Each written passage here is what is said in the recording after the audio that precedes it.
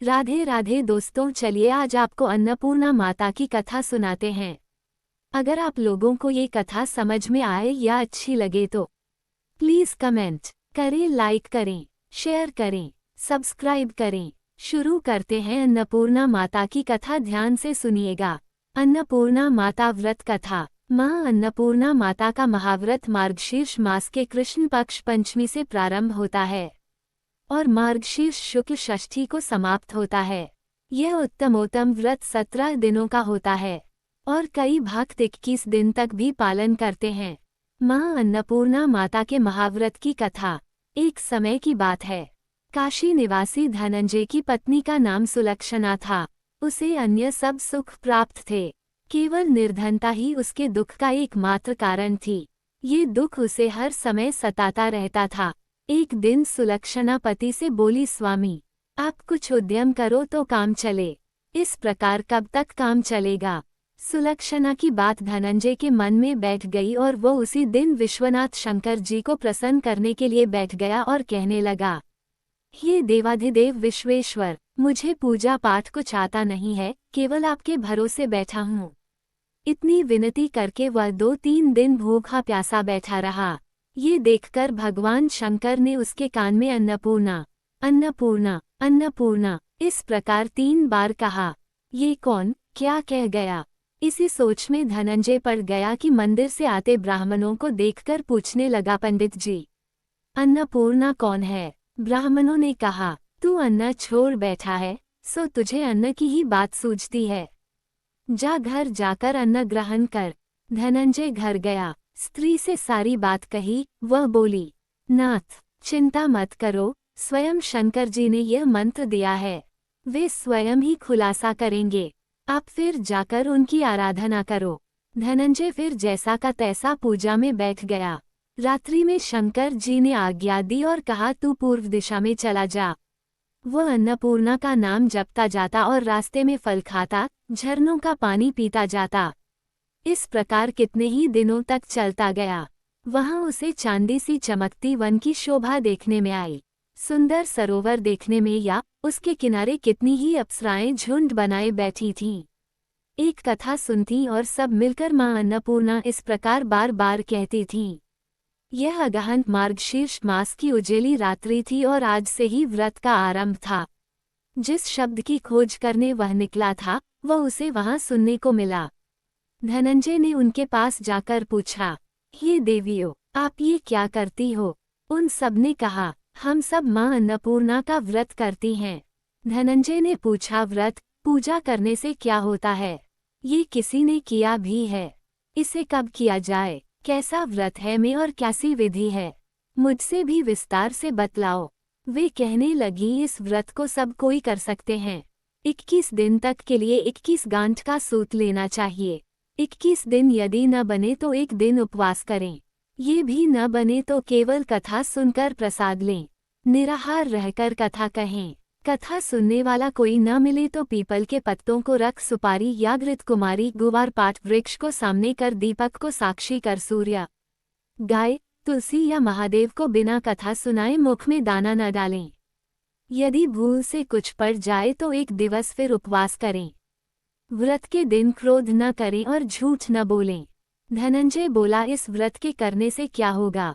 वे कहने लगी, इसके करने से अंधों को नेत्र मिले, लूलों को हाथ मिले, निर्धन के घर धन आए, बांझी को संतान मिले, मूर्ख को विद्या आए। जो जिस कामना से व्रत करे, माँ उसकी इच्छा पूरी करती है। वह कहने लगा, बहनों, मेरे पास भी धन नहीं है, विद्या नहीं है, कुछ भी तो नहीं है, मैं तो दुखिया ब्राह्मण हूँ, मुझे इस व्रत का सूत दोगी? हाँ भाई, तेरा कल्याण हो, हम तुम्हें अवश्य देंगी, ले इस व्रत का मंगलसूत्र ले। धनंजय ने व्रत किया। व्रत पूरा हुआ, तभी सरोवर में से 21 खंड की सुवर्ण सीढ़ी हीरा मोती जड़ी हुई प्रकट हुई। धनंजय जय अन्नपूर्णा अन्नपूर्णा कहता जाता था। इस प्रकार कितनी ही सीढ़ियां उतर गया तो क्या देखता है कि करोड़ों सूर्य से प्रकाशमान अन्नपूर्णा का मंदिर है। उसके सामने सुवर्ण सिंहासन पर माता अन्नपूर्णा विराजमान है। सामने भिक्षा हेतु शंकर भगवान खड़े हैं। देवांगनाएं चंवर डुलाती हैं। कितनी ही हथियार बांधे पहरा देती हैं। धनंजय दौड़कर जगदम्बा के चरणों में गिर गया। देवी उसके मन का क्लेश जान गईं। धनंजय कहने लगा, माता, आप तो अंतर्यामिनी हो, आपको अपनी दशा क्या बताऊं। माता बोली, मेरा व्रत किया है, जा, संसार तेरा सत्कार करेगा। माता ने धनंजय की जिह्वा पर बीज मंत्र लिख दिया। अब तो उसके रोम रोम में विद्या प्रकट हो गई। इतने में क्या देखता है कि वो काशी विश्वनाथ के मंदिर में खड़ा है। माँ का वरदान ले धनंजय घर आया। सुलक्षणा से सब बात कही। माता जी की कृपा से उसके घर में संपत्ति उमड़ने लगी। छोटा सा घर बहुत बड़ा गिना जाने लगा। जैसे शहद के छत्ते में मक्खियां जमा होती हैं, उसी प्रकार अनेक सगे संबंधी आकर उसकी बड़ाई करने लगे। कहने लगे, इतना धन और इतना बड़ा घर, सुंदर संतान नहीं तो इस कमाई का कौन भोग करेगा। सुलक्षणा से संतान नहीं है, इसलिए तुम दूसरा विवाह करो। अनिच्छा होते हुए भी धनंजय को दूसरा विवाह करना पड़ा और सती सुलक्षणा को सौत का दुख उठाना पड़ा। इस प्रकार दिन बीतते गया। फिर अगहन मास आया। नए बंधन से बंधे पति से सुलक्षणा ने कहलाया कि हम व्रत के प्रभाव से सुखी हुए हैं, इस कारण यह व्रत छोड़ना नहीं चाहिए। यह माता जी का प्रताप है जो हम इतने संपन्न और सुखी हैं। सुलक्षणा की बात सुन धनंजय उसके यहाँ आया और व्रत में बैठ गया। नई बहू को इस व्रत की खबर नहीं थी। वह धनंजय के आने की राह देख रही थी। दिन बीतते गए और व्रत पूर्ण होने में 3 दिवस बाकी थे कि नई बहू को खबर पड़ी। उसके मन में ईर्ष्या की ज्वाला दहकने लगी थी। सुलक्षणा के घर आ पहुंची और उसने वहां भगदड़ मचा दी। वह धनंजय को अपने साथ ले गई। नए घर में धनंजय को थोड़ी देर के लिए निद्रा ने आ दबाया। इसी समय नई बहू ने उसका व्रत का सूत तोड़कर आग में फेंक दिया। अब तो माताजी का कोप जाग गया। घर में अकस्मात आग लग गई, सब कुछ जलकर खाक हो गया। सुलक्षणा जान गई और पति को फिर अपने घर ले आई। नई बहू रूठकर पिता के घर जा बैठी। पति को परमेश्वर मानने वाली सुलक्षणा बोली, नाथ, घबराना नहीं, माता जी की कृपा अलौकिक है। पुत्र कुपुत्र हो जाता है पर माता कुमाता नहीं होती। अब आप श्रद्धा और भक्ति से आराधना शुरू करो, वे जरूर हमारा कल्याण करेगी। धनंजय फिर माता के पीछे पड़ गया। फिर वही सरोवर सीढ़ी प्रकट हुई। उसमें माँ अन्नपूर्णा कहकर वह उतर गया। वहां जा माताजी के चरणों में रुदन करने लगा। माता प्रसन्न हो बोली, यह मेरी स्वर्ण की मूर्ति ले, उसकी पूजा करना, तू फिर सुखी हो जाएगा। जा, तुझे मेरा आशीर्वाद है। तेरी स्त्री सुलक्षणा ने श्रद्धा से मेरा व्रत किया है, उसे मैंने पुत्र दिया है। धनंजय ने आंखें खोली तो खुद को काशी विश्वनाथ के मंदिर में खड़ा पाया। वहां से फिर उसी प्रकार घर को आया।